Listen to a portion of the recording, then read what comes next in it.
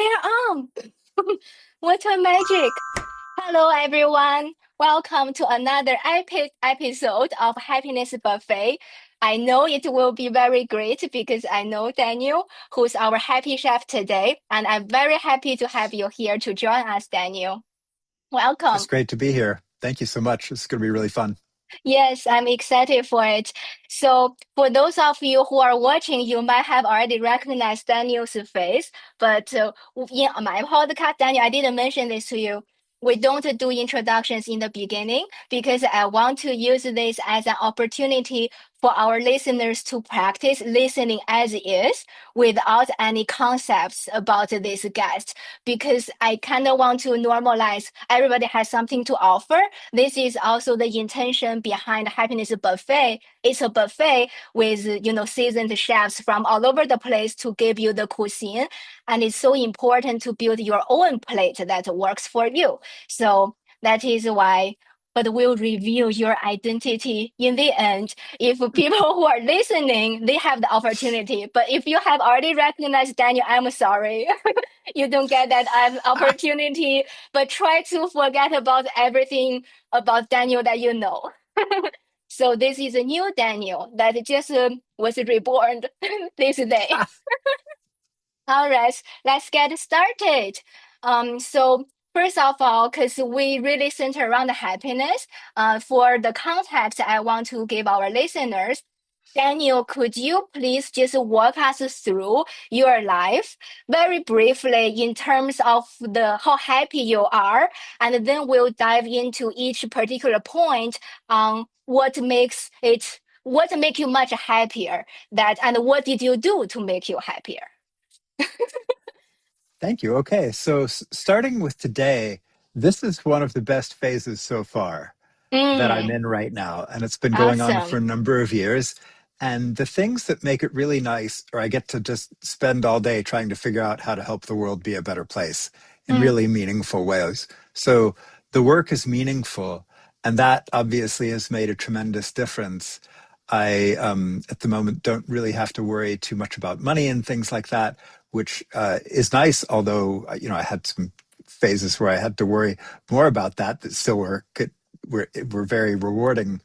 But one of the nice things is I get to think about other people, how to promote their projects, how to bring forth their talents into the world, how to connect resources to each other, how to help people grow in their own practices, how to help people find their own intrinsic abilities to relate very skillfully and happily to what's going on in their hearts and minds and bodies, and how to discover teachings and communities of people and various practice styles and things like that that are really good for people.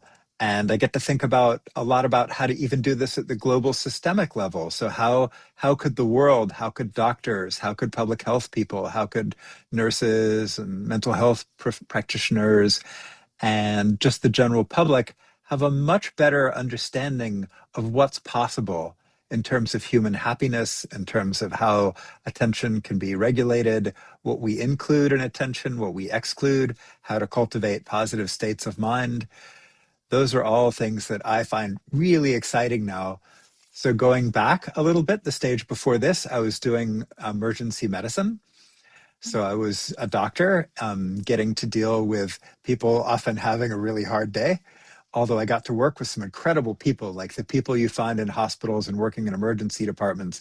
A lot of them were just living saints, just such good, caring, thoughtful people. And the work was very rewarding, but it was pretty stressful. You got to see what goes wrong, and a lot can go wrong in a lot of terrible ways. But being able to help in the face of that, it's funny, I don't like sitting in an emergency department when I'm not doing anything. Like if I have to go in with a family member or when I've ended up in an emergency department, I don't like being on that side of it at all, obviously. But being on the side where you can help makes it a lot better. So it can be very rewarding when you get to save people's lives or, make a difference and in their health in a really positive way. So that was a good phase. And before that, I did a lot of graduate school. So, um, and the most interesting thing about that period was I was also doing a lot of meditation practice and a lot of very intensive retreats and a lot of training. I found these traditions that were very effective and drew from a range of different traditions and got to hang out with some really amazing teachers and read some incredible books and listen to some great talks on how to be happy, how to reduce suffering, how to increase happiness, and hang out in communities where that was the goal. Like that's all we're doing is how do we figure out how to be okay in this heart, mind, body, and to do something useful in this world. So that was a really good period where I was getting to train with people who wanted to teach me how to, make the world a better place, doing public health and medicine. And let's see here. Before that, I was doing just kind of like a mix of meditation and service. And before that, in school. And before that, I had a period where I was not as happy. So as a teenager, I was not that happy at all. And um, I think the biggest thing was there was a whole range of skills, of perspectives, of ways to relate to the world and emotions and thoughts and feelings and the body and society and the deep questions of life. There were skills that I just wasn't taught, that nobody, like, they were available somewhere in the world, but the people I was hanging out with didn't really know a lot of them. And so that was sort of a dry period where I didn't feel like there was that kind of infusion of wisdom in the same way into the system. And I think it would have benefited a lot from some more support in terms of really skillful guidance of how to just regulate attention, how to be happier. I could go back before that, but that's sort of an interesting that'll give you some sense of me. But one of the most interesting things is going back to the beginning. When I was a little kid, when I was 3.5 and 4 years old, I could lay Oh, down on, and we moved around a lot when I was a kid. So I it's very easy to timestamp things because about every year or so we would be somewhere else. oh, yeah. And so I know that when we lived in this house, I could lay down on my parents' down comforter and just breathe, and I would get peaceful, and then I would get blissful, and then I would get very, very tranquil. And there was a very particular feeling that would come into my body that 20 something years later I would recognize as meditation stages, of stages Um, of depths of concentration and peace that are taught in formal meditation. I didn't know that's what it was at the time, but the most interesting thing about that is that even little kids can do this, yeah. and I could do it pretty easily because I didn't know I couldn't. And it just seemed a simple thing to do. I was just breathing. There was nothing strange about that. And just noticing my breathing. And that would really not just calm me down, but get me into some amazingly cool places. And I don't know why I lost the ability. I don't know why I didn't do that again for almost 20 years. Uh, I would be on meditation retreats in India when I would learn how to do that again. But it was something that I had access to, and that means that all of us Yes. have these abilities in our mind, right? We have the capacity to generate a lot of peace and happiness, joy, and sense of okayness, a deep sense of tranquility and peacefulness. And these are within our capabilities if we figure out where those switches are. It's like the first time I ever tried to move my ears. I couldn't move my ears. I don't know if you can you wiggle your ears? Oh, that's a good question. Let's see here. I'm Anyway. moving my cheek, not my ears. Huh. Wow. Anyway, so my mom was really good at wiggling her ears, and I couldn't wiggle my ears, and I'd try and I couldn't wiggle my ears, and I'd try and I couldn't wiggle my ears. And then one day I figured out, oh, this is how I wiggle my ears. And it was just like all of a sudden there was the ability. And since then I've been able to wiggle my ears. But it was confusing to try to figure it out because I had never done it before. But once I figured it out, I was like, oh, that's how I do it. Okay, cool. And I think a lot of happiness is that's actually something you can learn. You can learn Yeah. where the switches are in the brain, where are the dials to turn down some of the challenges and to tune up some of the positive qualities. And that was one of the most important things that I think I learned along the way, because it makes a huge difference. Then you don't have to go looking outside in the same way for happiness, because the world is the world and it will sometimes be complicated. But if you have the ability to just, oh, hmm, Ah, yeah. That's a really valuable thing. Yes, that's so cool. It's extremely promising for me to know that even a little kid can do it. That Hmm. means human potential is really unlimited. But once you know how, but it's so sad that it seems in like the majority of the teachings, we don't really come across these things. And you and I, Right. we know how effective and reproducible it is. And another cool thing is once you can wiggle your ears, you won't Hmm. lose it. It's Yeah. irreversible once you unlock, pew, check, Hmm. new, like a new feature acquired.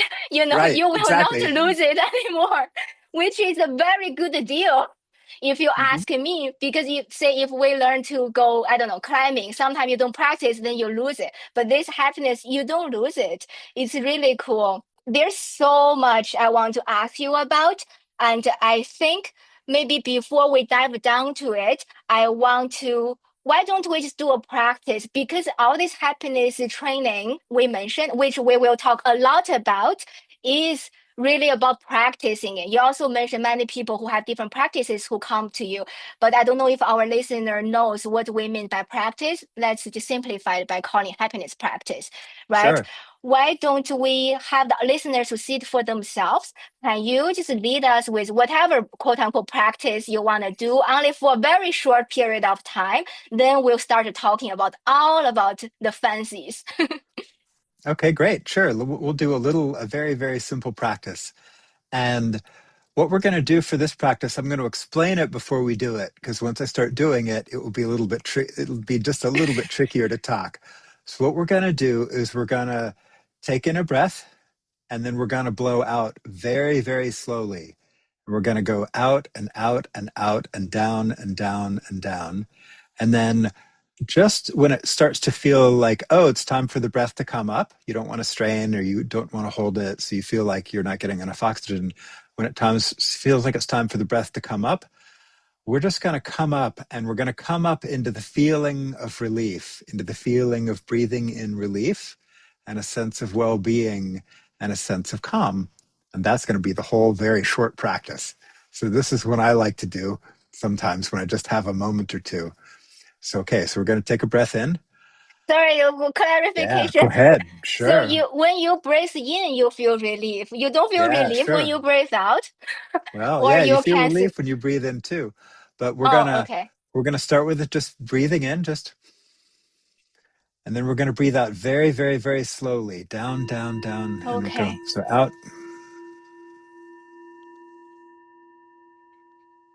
and just settle down, drop into something peaceful. Let it drop down.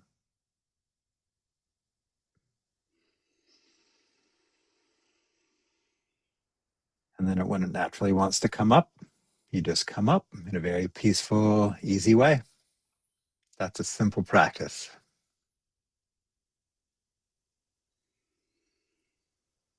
Just that.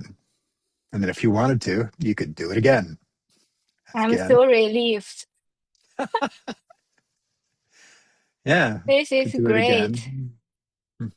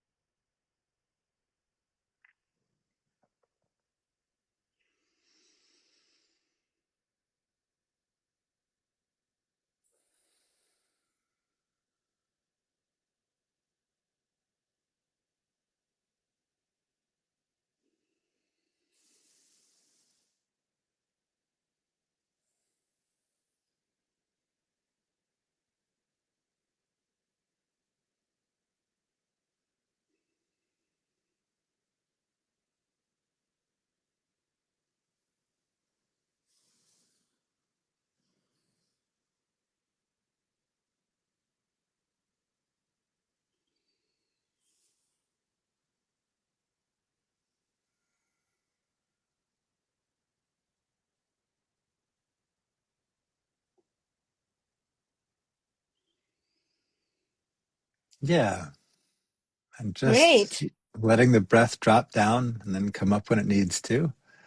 Yeah, it's I'm feeling this real sense of nice, calm, spaciousness, ease, simple practice, nothing fancy, totally free, open source. Yes, 24/7 available. Exactly. Isn't that amazing that we are given this gift of breath kind of Hmm. automatically? That's Yeah. so nice. And we don't notice that just there is something very calming about it. There's something about it that Yeah. reaches deep into the brain, the deep regions in the brain, which control things about attention and control things about how our, use of technical language, our vagus nerve is, and how the parasympathetic nervous system, how it can relax us. This is the parasympathetic nervous system is the part of the system that is for relaxation and tranquility and calming down mostly, and good digestion and some other stuff too, slowing down the heart rate and reducing stress, reducing the drives related to adrenaline or yeah, the sense of tension. And so by breathing slowly, we activate that whole system in our heart, mind, brain system and just let it relax us because that's what it does. Wow. I'm so happy to be a human.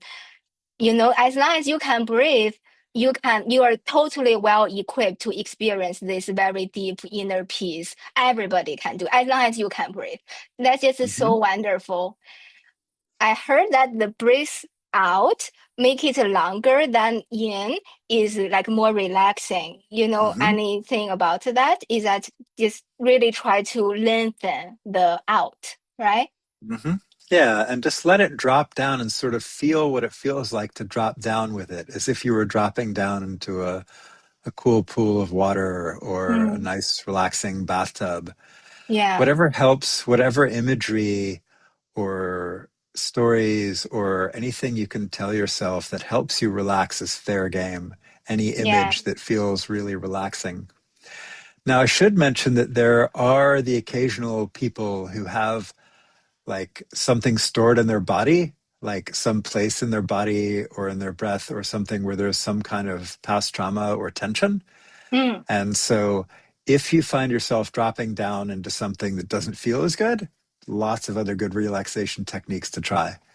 mm. So just know there's a lot of good options. Yeah, this is also why I want to call it happiness buffet. If you do this exercise and doesn't feel good, stop doing it, right? That's right. It's that Yeah. simple. Hmm. One last thing about this exercise that jumped out at me is I want to mention when you breathe in, you said to relief, but I realized my habits is always associating relief with the out. And Mm. the yin is like, because you think about it, like when people are shocked or so excited, I feel in-breath is often associated, at least for me, with this type of non-calming emotions. But with this, I just realized that that's my habitual tendency to associate with yin. That's why I always have out as a relieving thing. But you can relieve however you want. Nobody said you have to feel relieved only when you're breathing out. So that Right. was very helpful, which actually comes back to our buffet, which is all these exercises we're going to do can help you reprogram your habits, right? If one habit always triggers, let's say, negative emotions, we can totally reprogram it to then everything triggers happy, whatever, chill or inner peace. So why don't we start talking about how? So uh, let's start with your teenage years that you mentioned, because then we can end on a high note. I feel you come to a full circle when you do the emergency medicine now. It's very similar to your kids' experience. So I will leave that in the end. And let's jump down to the point when you are not that happy. And how did you become this, like everything just seems so amazing for you? Let's dive more on that. Yeah, I think the big thing that came was Well, the first thing, so I had a big experience around 14 or 15. Mm, I had a big experience related to dreams and actually traveling out of my body. And mm, I think of it as like a first opening. And a lot of people, if you're listening to a podcast like this, you may have had some kind of opening. It may not have been dramatic, or it may have been, but there was probably something that put you on the path, something that made you start looking, something that made you start thinking, oh, there's something I can find here.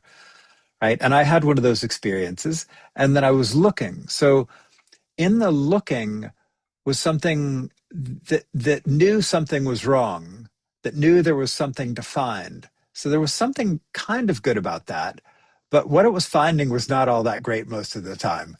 Like the technologies, the culture, the times, just the set and setting were not so conducive to real tranquility and happiness in a way I could really appreciate. Not that there weren't moments of joy and fun, and I was a kid, so there were some good times too.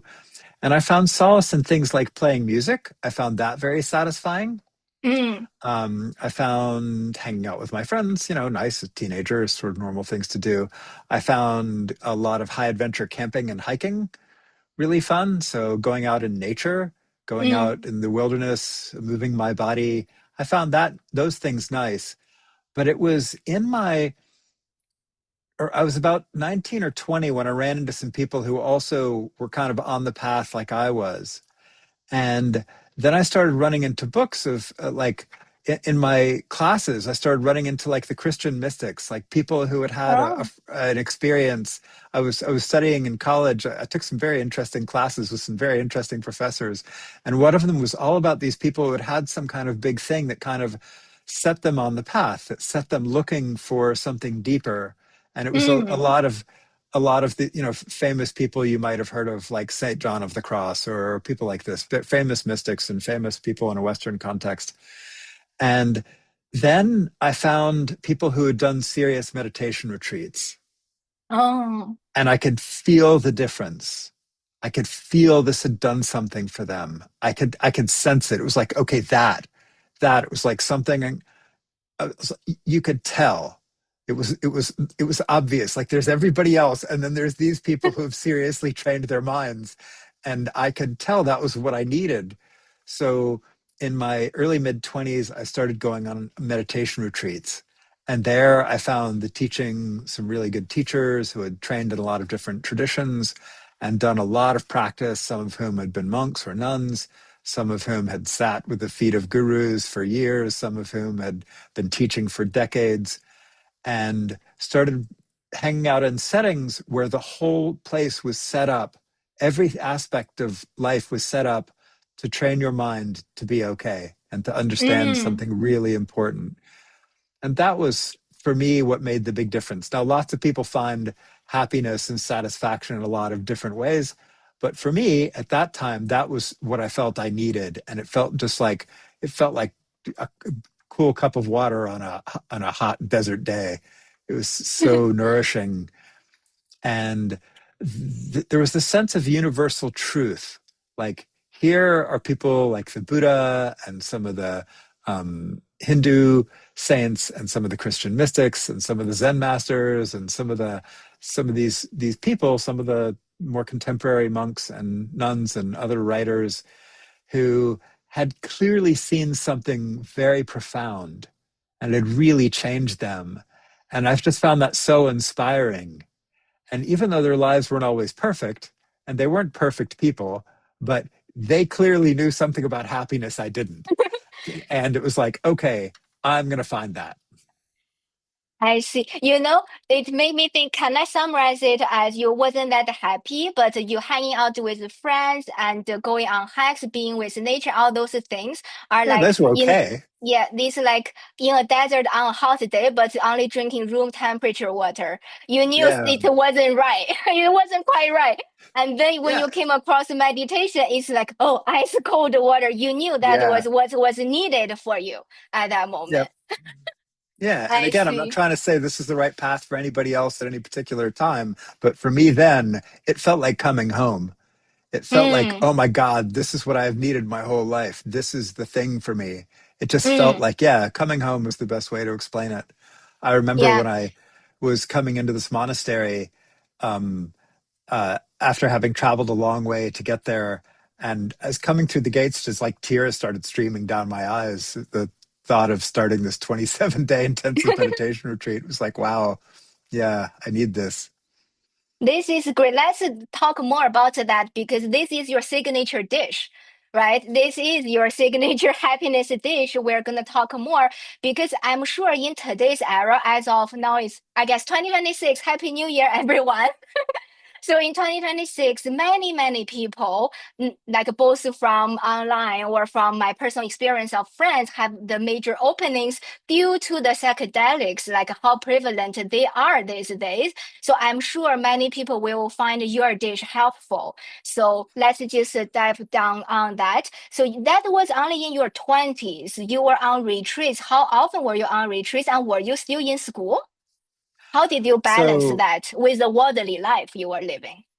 yeah, so I started going on retreats in August of 1994. Gosh, so it's a long time ago, 30, 31, they're almost 32 years ago now. You revealed And your age. no, sorry, how many years ago? Yeah, something like that. And I have, and then um, that was in the summer when I was going back for a second bachelor's degree. And then I wandered off to India for a year to do a volunteer service project and did Oh, 3 meditation retreats then also in the middle of that I see. when I was just living on almost nothing and working in street clinics in Calcutta and a rural health project in Bodh Gaya, India, and did some volunteering with Mother Teresa's Missionaries of Charity and stuff like that. So this is a period where I had almost nothing and was like just trying to help and make the world a better place, and also did give me some time for retreats.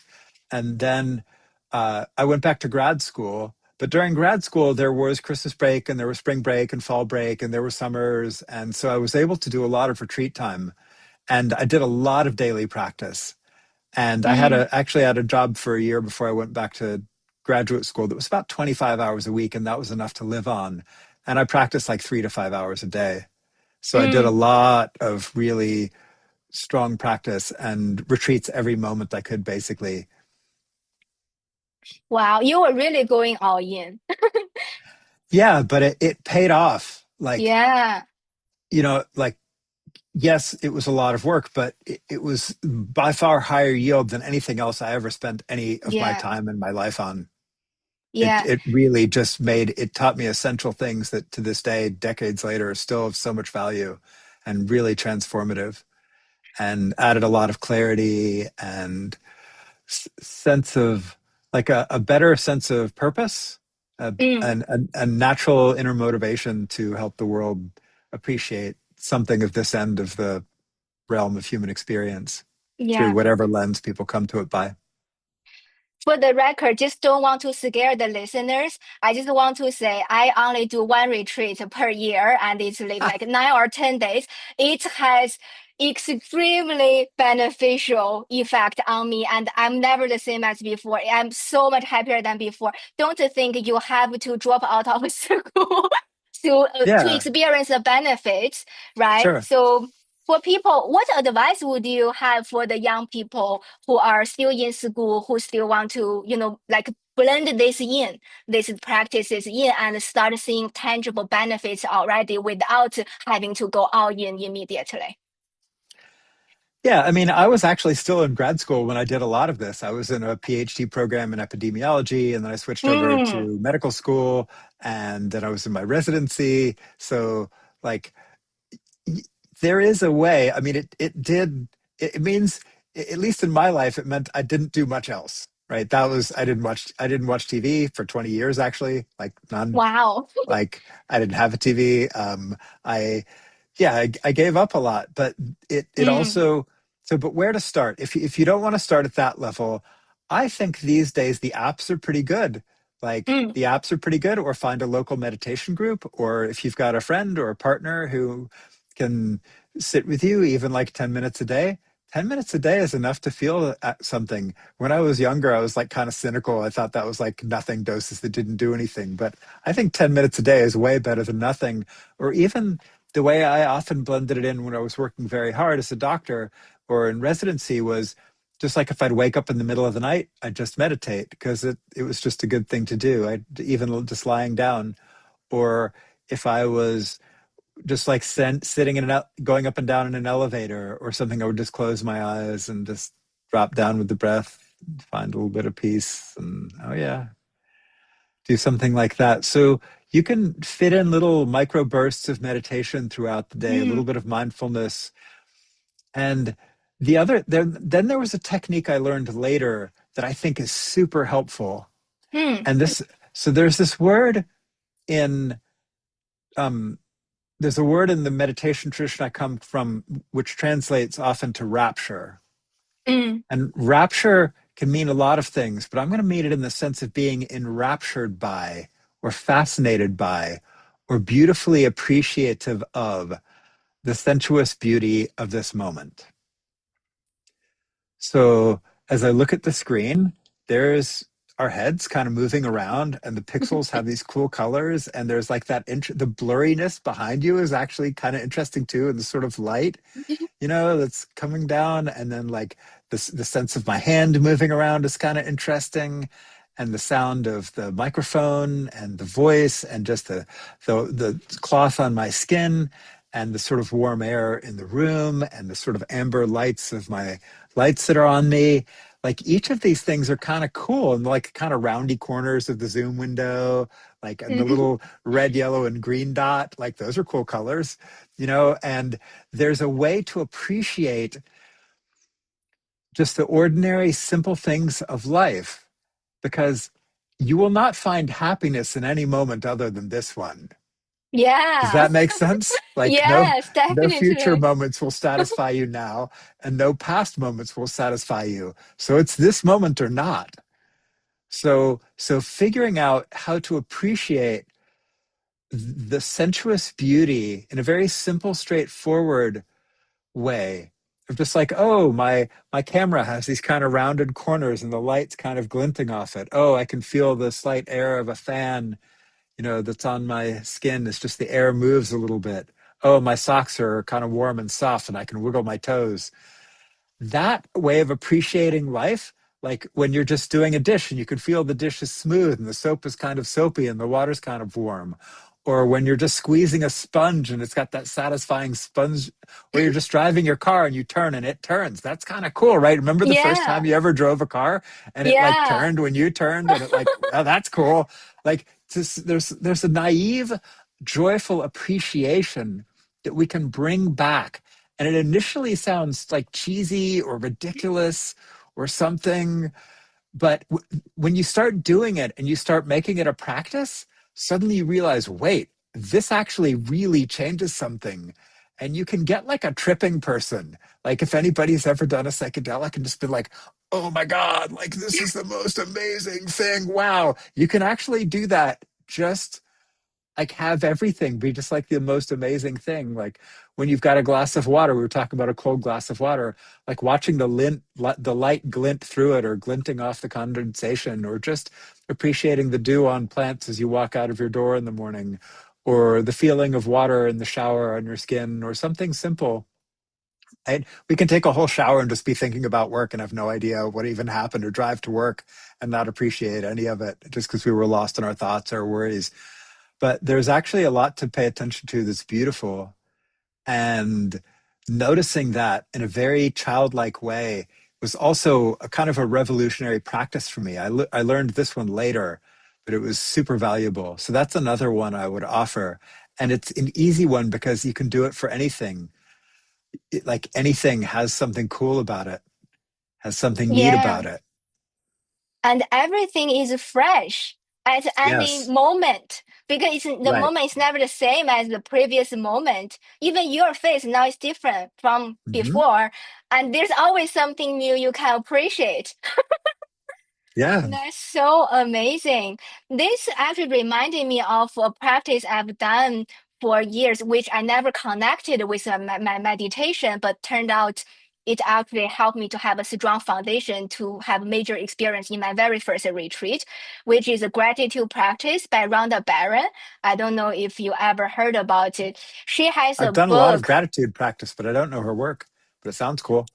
I think what I like is she has a book called The Magic, which she gives you the daily practice every day. So I'm really thinking about beginners. This is what I'm trying to help in my channel is when you're starting, it's so hard to even pay attention to the moment and find the things. So she eases you into it every day. She has an exercise to, inspire you to find the things to be grateful for, which is a good starting point. So I want to ask you about attention because this all requires some sort of attention, which in the modern days, I don't know anyone else who haven't watched TV for 20 years, right? With all those phones and distractions, do you have any advice for that? Because you need to like have certain attention, not really skill, but you need to have the attention to be able to appreciate what's around you, right? Mhm. Yeah. And obviously the temptation of phones, right? Phones are grabbing all of our attention all of the time, being it doom scrolling or funny cat videos or whatever we're into. And okay, I appreciate all of those things, but figuring out a way to consciously make time, even in the little things, when we're just eating, when we're talking with people, when we're appreciating what someone else is saying, listening, mindful listening to our partners, to our friends, to teachers, to colleagues, people we're interacting with, giving other human beings and animals and the world the attention it deserves. There's something dignified about that. There's something Yeah. very simply dignified about that, something good about that. There's this word called danto, and danto means sort of like dignified or of good conduct. And Mm, I think something of good conduct, like of decorum, of proper comportment, these are ideas that we don't see taught a lot. But you used to learn a lot about these, of how to have good manners, of how to be in polite company, of how, and mm, you sort of learn this if you go to, if you enter in a profession, how to be professional, how to provide customer service, how to speak well, but also listen well, and how to mm, engage in a polite way. I think a lot of those are places where there is already a little bit of mindfulness because you kind of have to, and just kind of piggybacking onto that, the notion of appreciating the sensations of speaking, the sensations of looking, the sensations of hearing very directly. They're already kind of part of what you're paying attention to anyway. It's a very teeny lift, a mm. teeny little bit of additional work to just also appreciate the sensate and sensuous experience. Yeah. That reminded me, like in the beginning, it's difficult. You mentioned you need a conscious effort to, set time to do this. I just ask my husband to, flip our phone. Like if one simple act takes 1 second, it makes a difference. Look at how cute my cover is, by the way. That's very cute. That is very cute. So that makes me happy when I flip it. I don't feel bothered by it. And I just look at this super cute, awesome Japanese cute stuffed animal, whatever, right? And it's so different when it's this way or this way. And it helps my attention to be more engaged and be present just because I don't see the screen, even it's black for some reason. That's just one simple trick I have and advertisement for my phone case. Nice. Yeah. And then another thing you can do is tune into the way that social media and the phones make you feel. Mm. Like, what do you actually feel like when you're trying to find the next cool video or the next cool song or the next cool post? What does that feel like? So, one of the things you had mentioned was this quality of like grasping or tanha. I don't know if you would wanted to Yeah. bring that in, but there's this, these are words that sort of mean that there's a sense of wanting, a sense of thirst, a sense Mm. of need, a sense of seeking for something. And that seeking quality is understandable. We want to seek, we want to be happy, Yeah. but the algorithms and the apps have figured out how to hijack that. Yeah. Right? They've paid a lot of people, a lot of clever psychologists and behavioralists a lot of money to figure out how to keep us clicking and looking and swiping and finding that next little right? We all know this. This is not news. But that what we often don't do is actually tune to the quality of wanting.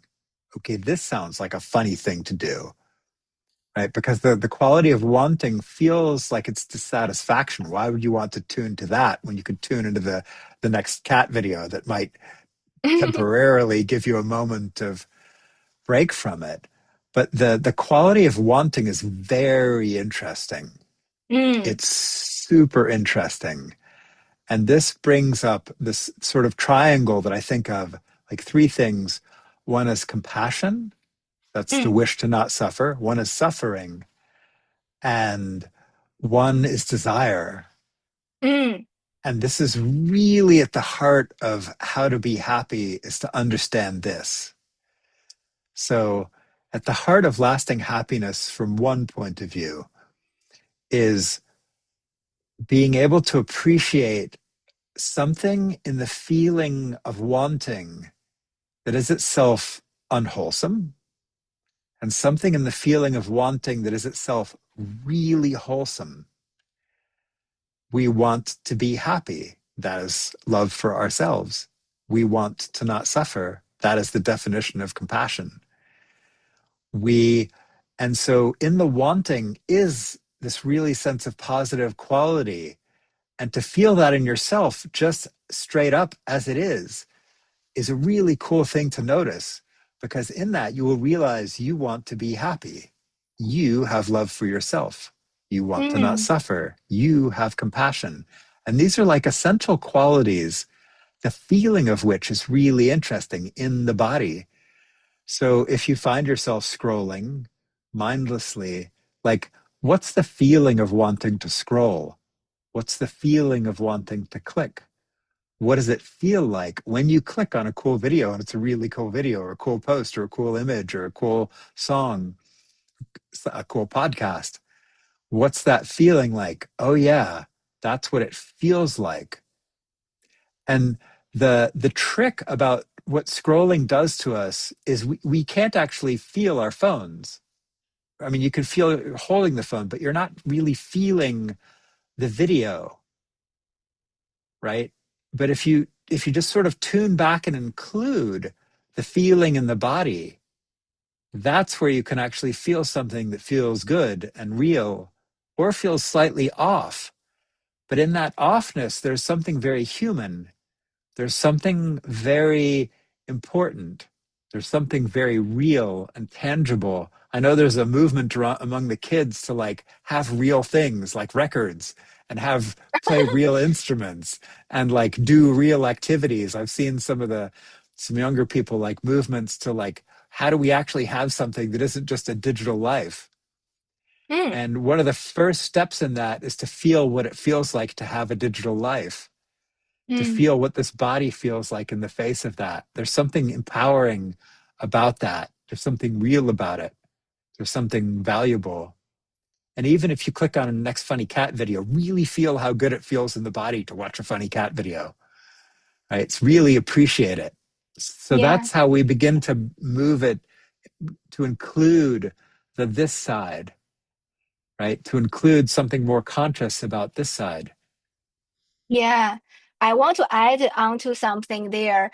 This is really good because also at the same time, when you're feeling how you feel, you are also your own teacher to know what is, if this is what I wanted, and give yourself more love. And I just love how you mentioned this. We're not saying social medias are all bad or whatsoever, right? No, Some funny cat we're videos are podcasting, great. That's true, right? right? It's Right. it's all no black and white, but when you're scrolling, feel, oh, I have love for myself. I want to be happy. I want to watch a funny cat video, and then also reflect on how you feel at each moment, because maybe you started with a wholesome intention and a desire of just chilling for 5 minutes, and you actually feel great of watching the video or listening to our podcast, right? But Sure. then 3 hours in, do you still feel that way? This is also a fluid thing, right? Mhm. If you are always tuning into how I feel, you just teach yourself so much, and you know exactly what to do at every moment. Then you know exactly what to do in your life, even because it's just every moment compiled together. So that is really great you mentioned that. Thank you. Yeah, these are things that have taken me a while to figure out, right? I wish someone told me this kind of thing when I was much younger, although I don't know if I could have heard it that well. Like maybe stuff like Mm. this was around and I wasn't in a place to really hear it. That's possible. I wonder, but it was nice. Hopefully all of you are in a good place to hear these things now. Yes, that's our intention. Mhm. So I also want to ask you about the three training that you and I chatted before. Is that similar to, you mentioned the desire, suffering, and compassion? And what is the three training? Is it related to that? So the three trainings, this is a traditional framework that comes out of Buddhism, which is the tradition I did most of my initial training in, and still a lot today. So the idea is there are kind of three ways to be happy and reduce suffering. And it's like one for each of the kind of types of suffering. And the first one they call sila or shila, and this is often translated as morality, but it's really more like applied ethics. And what Mm, that means very simply is that we strive to do things in an ordinary way, in the ordinary part of our life, that increase happiness and reduce suffering. mm, So this is a very broad training, and it's maybe easier to explain in contrast to the other two. But I'll start with it. It's everything ordinary that you do, what you say, what you think, how you act, how you make your livelihood, how you treat other people, how you treat yourself. So it involves things like psychology is part of this, exercise is part of this, diet is part of this. It's how we treat ourselves and other people in a way that hopefully makes a positive difference. And when you begin to bring this quality of attention, like we were talking about, the sort of wisdom of the body to what we eat, we'll often notice, oh, actually, eating that, I thought it would make me feel good. Didn't actually make me feel good. Or like, wow, like saying that, ow, I didn't feel too good about saying that. Or doing that, yeah, actually, that didn't work out so well. So there's a natural wisdom in this first training. If we're just paying attention, reality will teach us how to hopefully live a happier, better life. Sometimes we're not so good at learning these lessons, but usually they will come around again soon enough. So we get to practice again. So that's the first training. But the second two, so that one doesn't sound very special, although it is. But then there's the second two trainings. And then the second training is often called shamatha or samadhi or something like that. So it's basically learning the attention levers of our brain. How do we increase happiness and tranquility, patience, equanimity, the ability to roll with life, or how to cultivate positive qualities like loving kindness or appreciating the joys of others or compassion, right? These valuable qualities, or even qualities like patience, acceptance. These are or gratitude is a huge one, right? So we can cultivate gratitude as an intentional practice. So these are formal trainings that where we take a specific quality we want to have more of and we just reinforce that in the brain like we learn any other skill. And we learn what we can include in meditation and amplify and also what we can diminish or let go of or not pay so much attention to in meditation, which usually initially is our thoughts and our worries and our stressors. Not that those aren't important, and there are ways to have those be part of meditation that can be very skillful. But initially, often what we're doing is tuning into something other than the stories and tape loops of our mind. So we're learning where the attention levers are, just like when I was a little kid and I learned to breathe and get into these mm. blissful, peaceful states I would later call meditation attainments and be studied at like Harvard for doing neuroscience on, right? So like it's useful things. But so that's the second training. And the second training is basically how do we regulate attention and increase positive qualities, joy, acceptance, etc. And then the third training is a totally different thing. And the third training is just seeing life as it is, seeing what these moments are moment to moment. And this is training in insight or wisdom, and it's a sort of a funny and specific type of wisdom.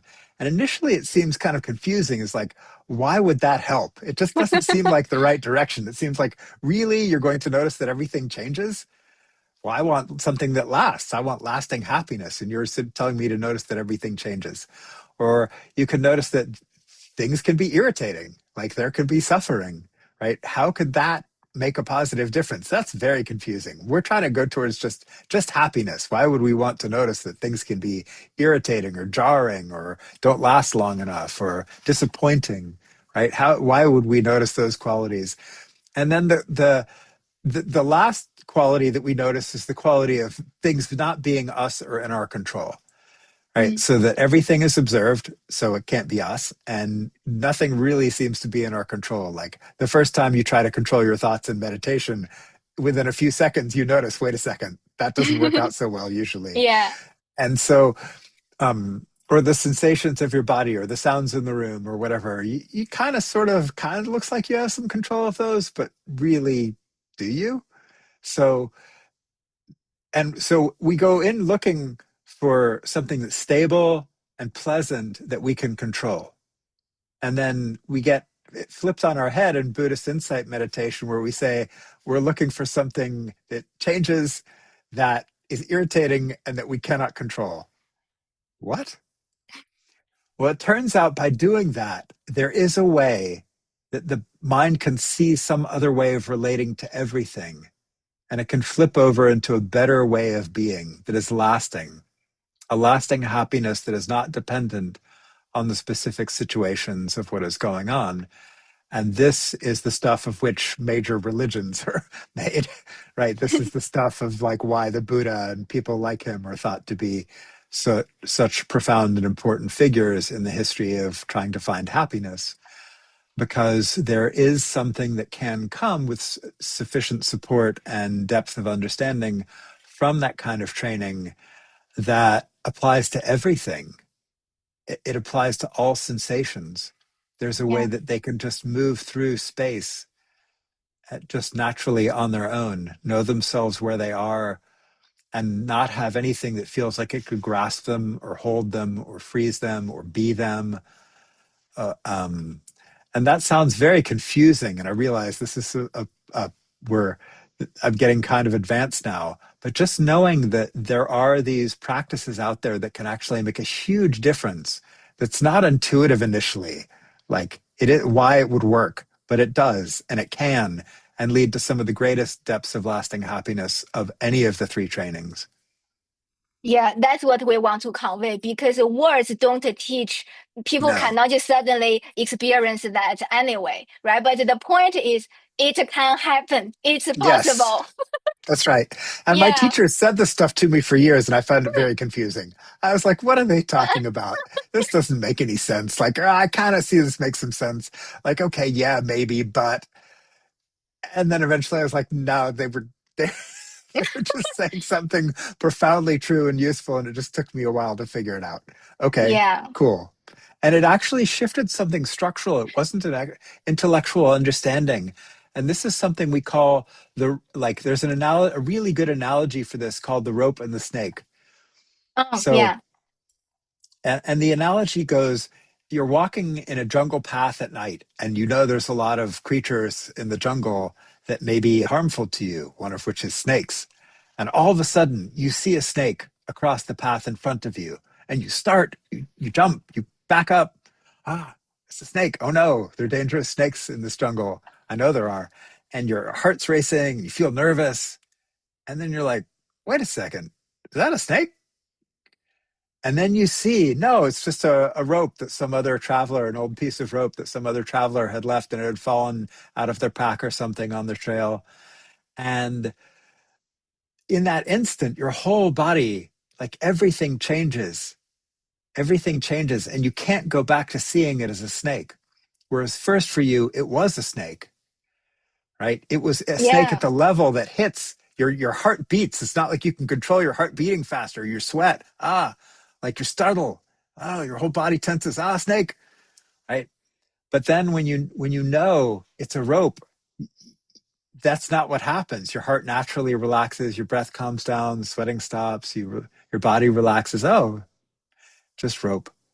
And there's a way to see this whole heart mind body system and the sense of an observer and the sense of a controller and a doer and a knower, that, yeah, those are just normal sensations, but they're actually not what you thought they were. And once you've seen that, you can't go back to seeing it as a snake, Yeah, or you can't go it's back to seeing it as a irreversible. self in the same way. It's an irreversible insight. And that's the kind of lasting insight that really made the biggest difference, and that I've, in the end, thought was the most important, although sometimes the most confusing to figure out how to do it, but worth the time. Yeah, because the human mind automatically is more about a drama queen mind, just by default for whatever reason, but it's Yep. being a rope all along. That is seeing reality as is. And I Hmm. also want to give one quick clarification. In my experience, I don't think it's once you see a snake, everything, sorry, once you see it's a rope, then everything is, you can see it as a rope. It's you see it, then many things you can see as a rope, but then there are still things you see as a snake, but Right. you're way faster to catch it that it's a rope. It's very interesting. I want to give a very worldly example. Maybe people can relate to it more. So because when did I get, it's last year I was laid off. So this is a good example because many people are being laid off in today's economy. And then, of course, the first reaction is snake, snake. Oh my God, I gotta find a job. What do I do? My life is ruined because we are taught that this is a very bad thing, right? So that's my first tendency. I'm trying to find funding to stay in my job automatically. And then after some reflection, I'm like, okay, what is the reality for me right now? Then I thought about it because I do research. All my collaborators are still my collaborators. I can still do my research however I want. Then I found out what I felt like a drama queen is actually boils down to only one problem, which is I'm losing income, only money. I understand it could be very huge for some other people, but what I realized is, okay, let me look at my bank account. Okay, I'll be fine in a year. So within a year, I'm still okay. So I can still survive. So it's only about the money. Then that completely shifts my mindset. Instead of, my whole ego is being damaged because I'm late, blah, blah, blah, all this nonsense to, okay, let me figure out a way to make money, right? So that also gives rise to this podcast and my social media thing, because that's something I always wanted to do, but never have time. So perfect timing. But anyway, then you see like pretty much everything is a rope. Nothing is a snake as what you initially thought. Then it give me clarity to make concrete actions. So yeah, deal with this rope then, not deal with this snake. It's so funny when you are thinking it's a snake, all your actions and the measures are fighting a snake, which are unnecessary because it's just a rope. You will do a lot of things, seems high effort, but it's not even doing the right thing. But anyway, I thought that example might be a bit more relatable for people, and it's ever changing. Like maybe some other things I don't see clearly, but at least I can always see it eventually. It's a constant lifelong learning, right? Absolutely. Yeah. So, yeah, as I said, yeah, as you said, sorry, there were a lot of layers of seeing this again and again and again for deeper levels of things. And sometimes I Yeah, would forget. And then it was like, oh, but one day it was like, oh, it's seeing it naturally for everything. That's cool. That's yeah, cool. It's like, all right, good. Took some work. Not easy. Sometimes very stressful. Sometimes very confusing. Um, Sometimes required looking at aspects of reality I didn't really want to look at that clearly, but it's like, okay, you know. So yeah, that's one of the things that the path can take us on, is the whole person tour, as I call it. Right. yeah, So we start looking for happiness because of course we look for happiness because we're good people and care about ourselves and making the world a happier place, of course. But sometimes in that quest we find things we don't like very much.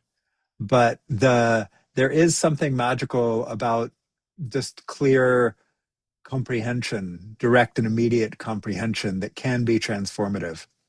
It doesn't mean yeah. it makes everything perfect. Right? It doesn't mean life doesn't have its challenges, but the fact that we can see something, that see reality in a much better way, is incredibly important. Yeah. Another thing I want to mention is You mentioned before that people should start with what they are good at. Can you say more about that? Yeah, so a lot of people come to me and ask me about meditation these days, and they're like, Mm, what kind of meditation should I do? mm, And usually I start with a bunch of questions like, well, why do you want to meditate? So first I end up asking a bunch of questions about their motivation. What is it? Actually, I'm gonna take just a moment to talk about that, and then I'll talk about yeah, uh, like why are you doing this? Like some people, it is suffering that really motivates them. They're yeah. depressed, they're anxious, they're in pain, something is going wrong in their life, and they just want the suffering to stop. So that's compassion, right? And other people, they really just care about themselves and want to be happy. It's not their life is that bad, but they are happy, have whatever level of happiness, and they want to be happier because of course they do, because they love themselves, hopefully. And then that's cool. And then some people do it just for the challenge, like, why did you climb that mountain? Because it was Uh, there. Like, I had some of that when I was learning this stuff, right? It was like a challenge to me. It was like, I'm going to climb that mountain. yeah, That was kind hitting of the a fun eighth one. jhana. Yeah, or something, exactly. So these Yeah, advanced meditative states I got interested in. yeah. And some people really want to do it just to know. They're just super curious. Like, oh, wow, I just really want to know what's possible. I really want to understand the answers to life. I want to know what's going on. I want to know who I am and what's the cool thing to do. Yeah, some people just find it fascinating. Like, oh, this a cool thing, right? Oh, this is just so neat. Like, oh my golly, it's like a cool toy I can play with. And so there's a lot of different motivating reasons that we might do this. And often we have a bunch of them, and they may change moment to moment depending on our circumstances, right? So just recognize there's a lot of what we call roads to power is the sort of formal word for this in Buddhism, but it's motivating factors and reasons that we do this. But then once we decide, okay, we're going to do this, what do we do? And for most people, particularly if you're a beginner, I think it's really important to have some early wins. Because if you sit down and Mm, you try a meditation style that's not very well built for you and it doesn't work for you, then you might just go, oh, meditation doesn't work. Oh, these people are talking, oh, this just isn't for me. So I think then the next question I usually have with people is, what are you good at? mm, Right. And part of that conversation is, what's your primary sense door? Are you more of mm, like a physical person where it's really easy for you to be in your body? These are often people who are very athletic or like good at dancing or good at something like that. Maybe they play an instrument. Maybe they've got some physical talent. They play a sport. They've got some kind of like they're naturally somatic people. They're naturally in the body. And then usually I recommend some kind of meditation that's built for that. Could be the breath, but it could be something like Tai Chi, or it might even be really mm, mindful or present yoga or something along those lines, because it'll play to their natural strengths and something they kind of do anyway and something they're already good at. So it's much more likely to be fun. And then you have people who are really visual. They're just super visual people. That's what's exciting for them is the visual world. If you're the kind of person who wants to watch a podcast more than you listen to a podcast, maybe that's you. And then, mm, so for them, there are actually a bunch of different visualization meditations or even visual objects that you can use for meditation. That's a whole nother topic. So I then play to those kinds of strengths and traditions. And then some people, they're very auditory. And there's like mantra meditations, there's listening to people, there's like guided meditations where a person's telling you how to meditate, maybe with your eyes closed. And then it might be something about beautiful about their voice or the music that is in the background or something like that, or just being in nature and listening to a waterfall or something. There might be some meditation related to sound that's really cool. And some people are just really intellectual, and you may think, oh, they're going to be in trouble. But there's actually a lot of really cool contemplations that can actually bring people into the other sense doors. Like, what does it feel like to feel? That's an interesting question. Who are you? That's an interesting question. Where is the observer? What are the sensations of the observer? What does it feel like to want something? Why are you doing this? Like, ask that again and again. So, like Zen koan training is one example, or some of the Christian contemplative uh, questions. There's a bunch of different intellectual traditions that use actually the power of thought and the mind and reflection to actually get people into deeper states. And then there's some people who are kind of spacey. They're kind of spacious. It's not like they have a primary sense modality. They have sort of a primary quality of spaciousness of mind. And people like this maybe just tune into the space in the room, tune into the sky, tune into a wide, go up in a high, place and look out at a great view and just take that as your meditation.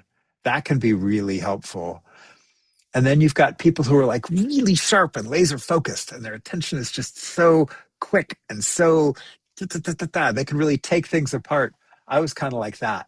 So I had Mm. a really fast mind, a really sharp mind that could notice like 20 to 40 individual sensations arising and vanishing each second.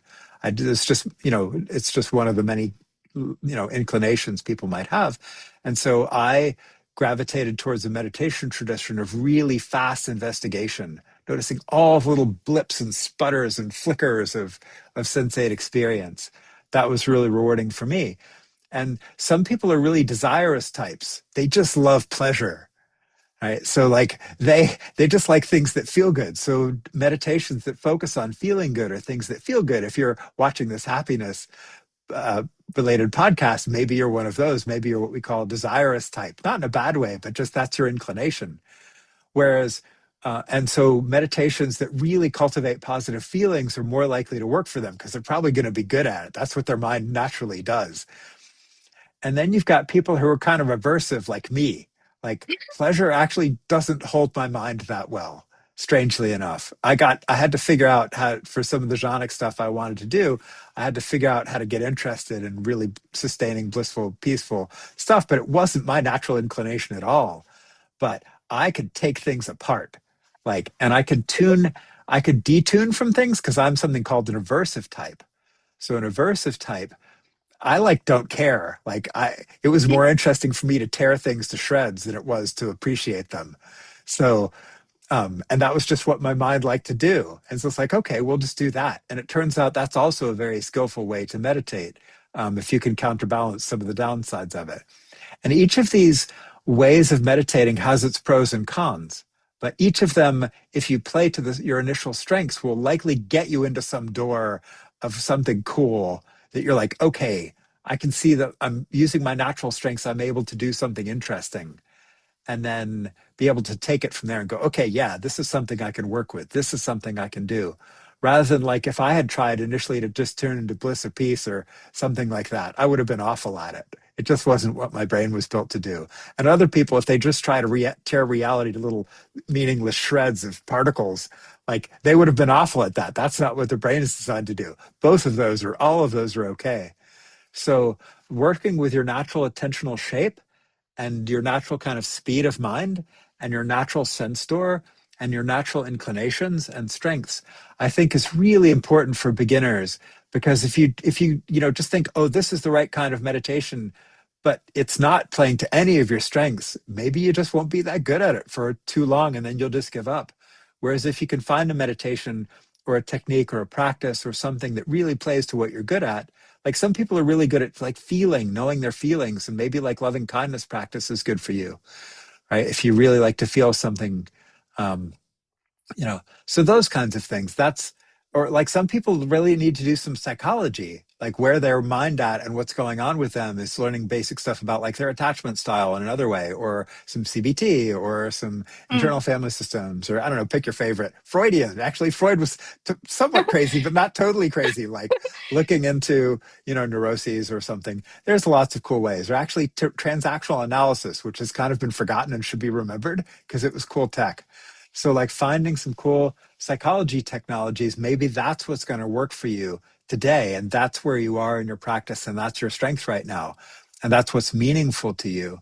So I think rather than thinking, oh, I have to do this particular type or style, no, look at what's important to you right now, what your goals are, what your sense store is, what your attention style is, and what's calling to you right now, because that's much more likely to work. So and then you'll find much more good results and more happiness and satisfaction with your practice. Wow. This is gold, Dan. I cannot tell you how much appreciate everything you just said. I think this should be played in Times Square 24/7. It's so important. Oh my God. I'm just so happy. Just one quick thing though. So I also heard about like timeline theory and attachment theory. Those fall into the psychology thing you mentioned, right? Yeah, Yeah, it's sure. just so many of these things can be helpful Mhm. for different people.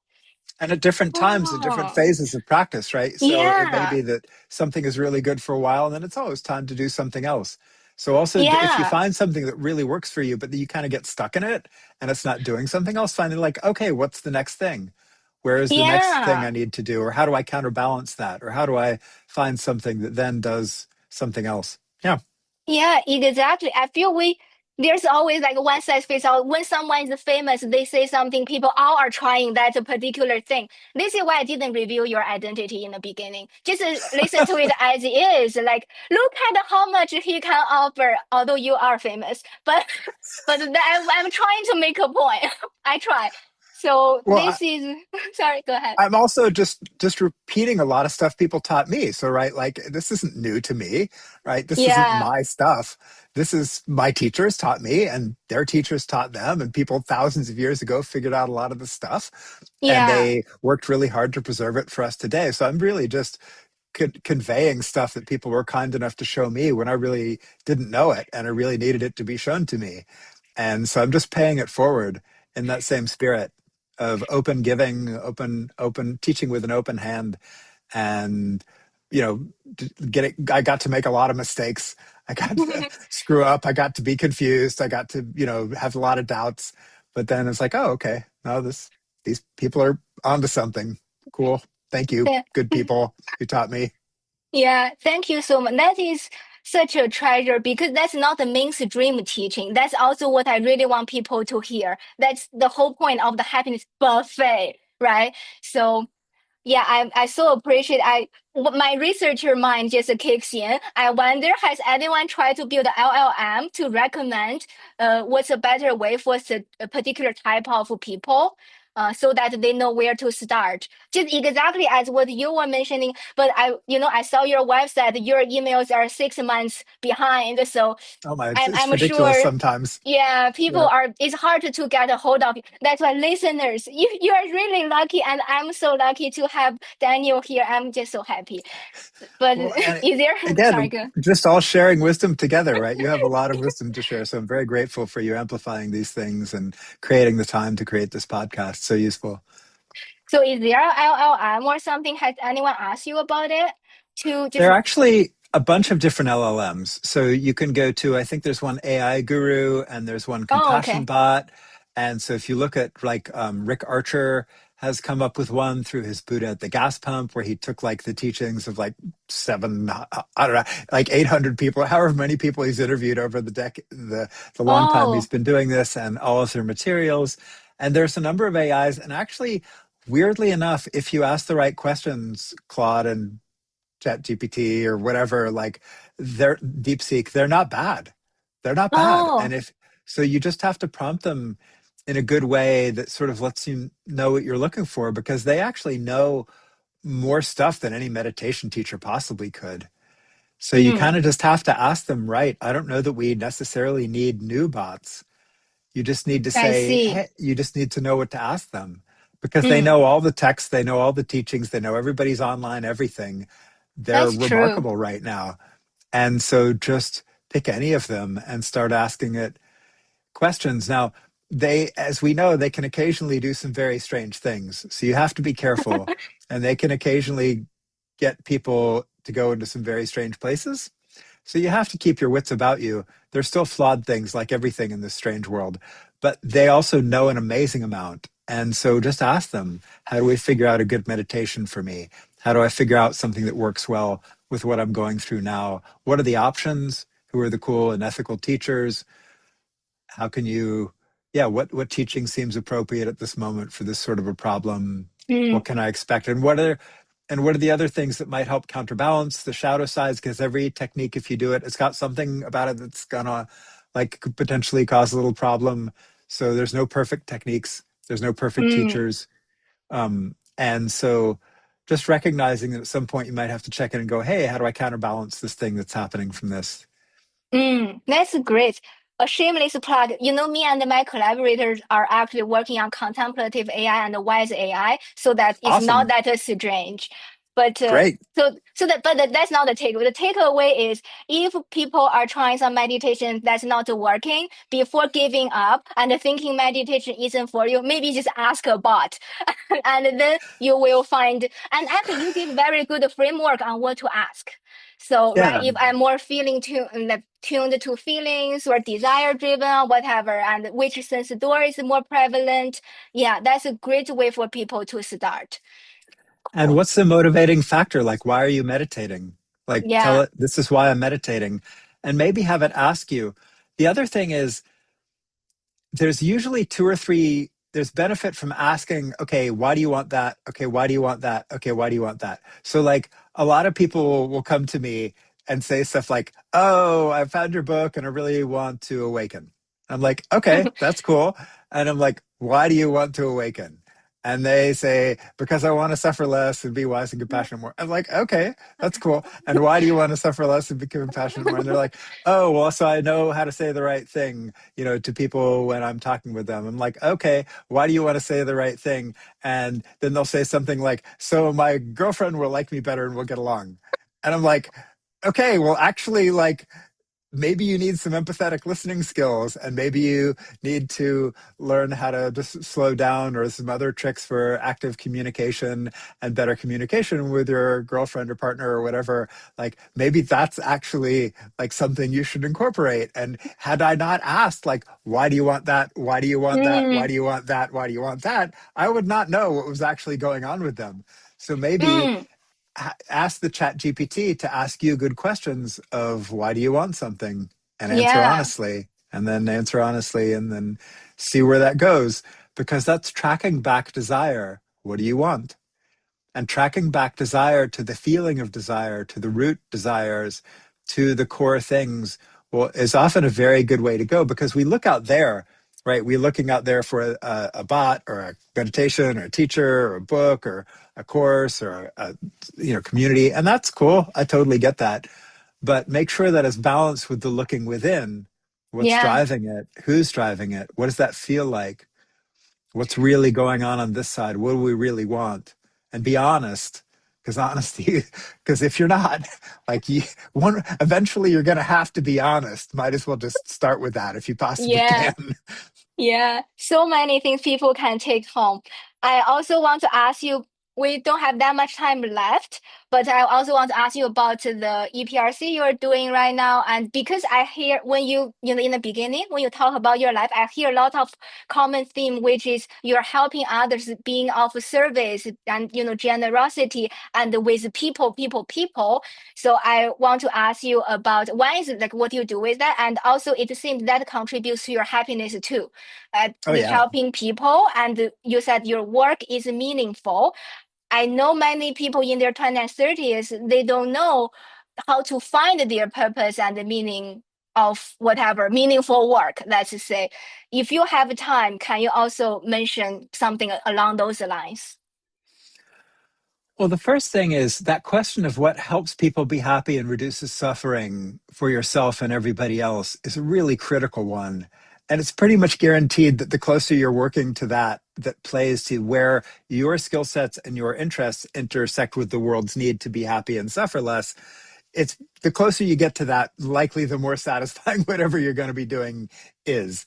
Now, that doesn't mean you have to optimize and you have to go work in some street clinic like I did. You have to, whatever, like there's lots of ways to contribute to the happiness of the world, like by doing art or making music or raising a kid really well or, teaching school, whatever it is you do. But if you can appreciate that what you're doing is doing this core thing of benefit, then that's more likely to lead to satisfaction. This sounds like cliche advice, but it's really true. And right now, this is a cool phase. So, with the Emergent Phenomenology Research Consortium, it's an over 300-person international group who's dedicated to helping the clinical mainstream and the mental health and public health and scientific mainstreams and the general public better understand the deep end of human experience. So the deep end we're calling mystical, magical, psychedelic, energetic, um, that kind of thing, spiritual life, which is kind of what we're talking about here, directly and indirectly. And the question of the depths that are possible in that, the sometimes potential challenges, because it's not always rainbows and, bows and unicorns down there in within ourselves, right? But the strange things that these techniques can do, but to have medical specialties, like doctoral level specialties that have a doctoral level understanding of the benefits of the potential for resilience and healing and well-being, as well as some of the challenges, because like psychedelics can go strangely, intensive meditation can go strangely, sometimes things just go strangely even if one wasn't doing intensive meditation or psychedelics. And there are technologies and tricks and things that people have figured out over more than 3,000 years to help people navigate that territory well and relate to it skillfully. So that's what we do. All the science, all of the steps, all of the organizations, all the structural stuff, all the institutional building, all the guidelines. We're building a new medical specialty that'll own the stuff.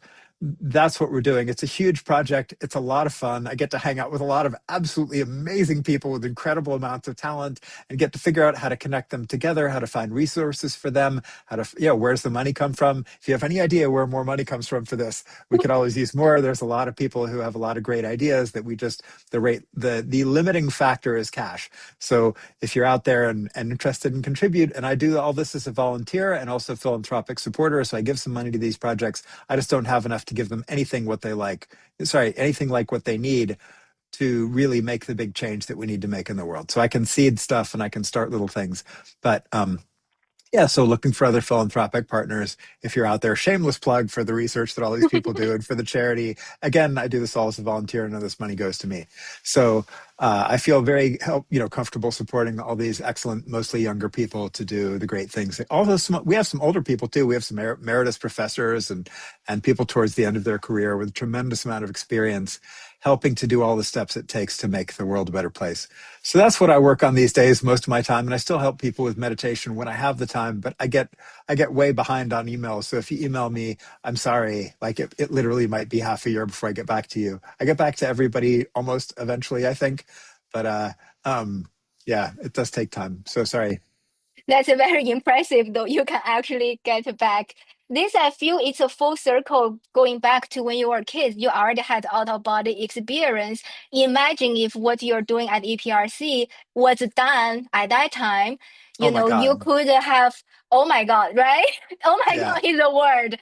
So Yeah. it's kind of cool when you talk about your life. I'm like, oh, it actually comes to a full circle.